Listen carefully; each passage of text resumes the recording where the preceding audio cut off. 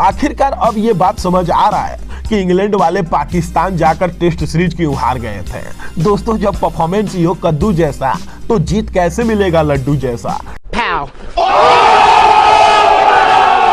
नमस्कार, जय हिंद, क्या हाल चाल। मेरा नाम बीसू, वेलकम करता हूं आप सभी का दे दाना दन में। दोस्तों, चैंपियंस ट्रॉफी से पहले टीम इंडिया की एकदम बेहतरीन शुरुआत हुई है, जिसमें इंग्लैंड के खिलाफ चल रहे 3 मैचों की वनडे सीरीज में इंडिया ने इंग्लैंड को पहले वनडे में 4 विकेट से हराकर 1-0 की अजय बढ़त ले ली है, जिसके दौरान इंडिया के प्रिंस शुभमन गिल ने एकदम बेहतरीन 96 बॉलों में 87 रनों की इनिंग खेलते हुए इंडिया को बेहतरीन जीत दिलाया। और इस इनिंग से लगभग ये भी कंफर्म हो ही गया कि आखिर चैंपियंस ट्रॉफी में कैप्टन रोहित शर्मा के साथ किसको ओपनिंग करना चाहिए था। दोस्तों, जब से टीम इंडिया का स्क्वाड चैंपियंस ट्रॉफी के लिए अनाउंस हुआ है, तब से ये सवाल सबसे बड़ा सिरदर्द बना हुआ था कि आखिर यशस्वी जायसवाल और शुभमन गिल में किसको चैंपियंस ट्रॉफी में मौका मिलेगा, जबकि शुभमन गिल टीम के वाइस कैप्टन नियुक्त किए गए थे। लेकिन अब इस इनिंग के बाद मुझे नहीं लगता कि किसी को किसी प्रकार का शुभमन गिल और यशस्वी जायसवाल के ऊपर डाउट होगा, क्योंकि दोस्तों चैंपियंस ट्रॉफी में मुझे तो शुभमन गिल अब ओपन करते हुए नजर आ रहे हैं।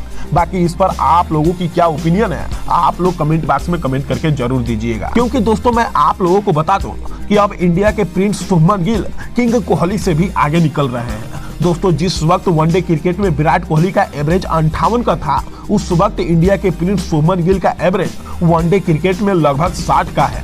ऐसे में विराट कोहली को एवरेज के मामले में शुभमन गिल अब पीछे छोड़ दिए हैं। और कहीं ये भी हो सकता है कि विराट कोहली अगले मैच में 100% फिट हो जाए और दूसरे मैच के लिए अवेलेबल हो जाए, जिसके चलते जायसवाल को बाहर होना पड़ सकता है। ऐसे में जायसवाल को अब चैंपियंस ट्रॉफी में मौका मिलेगा या नहीं, ये अब थोड़ा डाउटफुल हो गया है, जिसकी चर्चा हम लोग वीडियो में आगे कर लेंगे। लेकिन फिलहाल मैं आप लोगों को ये बता देता हूँ कि आखिर कैसे इंग्लैंड की टीम को बढ़िया शुरुआत के बाद भी हार का सामना करना पड़ गया। देखिए, सबसे पहले इंग्लैंड की टीम के कप्तान जॉस बटलर टॉस जीतकर पहले बल्लेबाजी करने का डिसीजन लेते हैं, जिसमें फिलिप साल्ट और बेन डकट इंग्लैंड को एकदम बेहतरीन शुरुआत भी देते हैं। और डेब्यू कर रहे हर्षित राणा को एक ही ओवर में फिलिप साल्ट 26 रन ठोक देते हैं, जो कि डेब्यू मैच में किसी भी इंडियन के द्वारा सबसे महंगा ओवर था।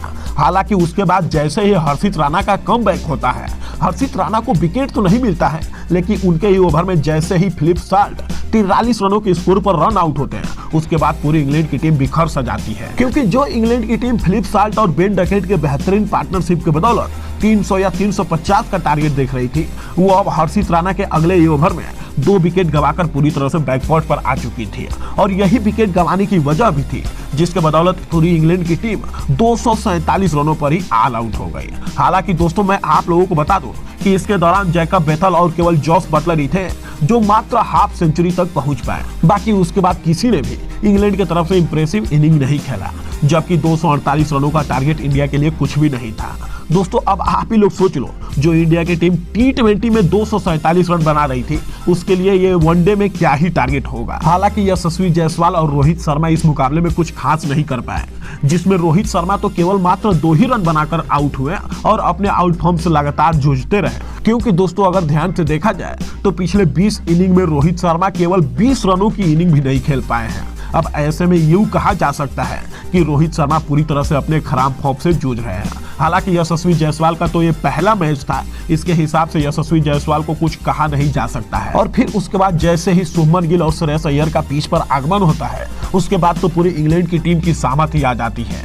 एक तरफ जहां श्रेयस अय्यर लगभग 200 के स्ट्राइक रेट से रन बनाते हैं, वहीं शुभमन गिल एक प्योर डिस्ट्रक्टिव इनिंग खेलते हैं। दोस्तों, इसीलिए इन दोनों प्लेयरों के बीच मात्र 64 बालों में ही 94 रनों की एकदम बेहतरीन पार्टनरशिप ही हुई, जिसके दौरान श्रेयस अय्यर मात्र 36 बालों में ही 59 रनों की एकदम लाजवाब इनिंग खेलते हैं। हालांकि वनडे क्रिकेट में श्रेयस अय्यर की वापसी लगभग 184 दिनों बाद हुई थी, और इतने दिनों बाद भी श्रेयस अय्यर एकदम बेहतरीन इनिंग खेलकर आउट हुए। ऐसे में श्रेयस अय्यर की ये इनिंग वाकई में काबिले तारीफ थी।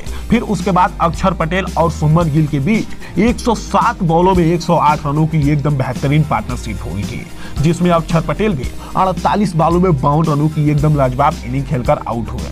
हालांकि वहीं शुभमन गिल अपनी उप कप्तानी पारी खेलते हुए अभी भी पिच पर डटे हुए थे और टीम को एकदम बेहतरीन जीत की तरफ ले जाते हुए मात्र 96 बॉलों में ही 87 रनों की इनिंग खेले।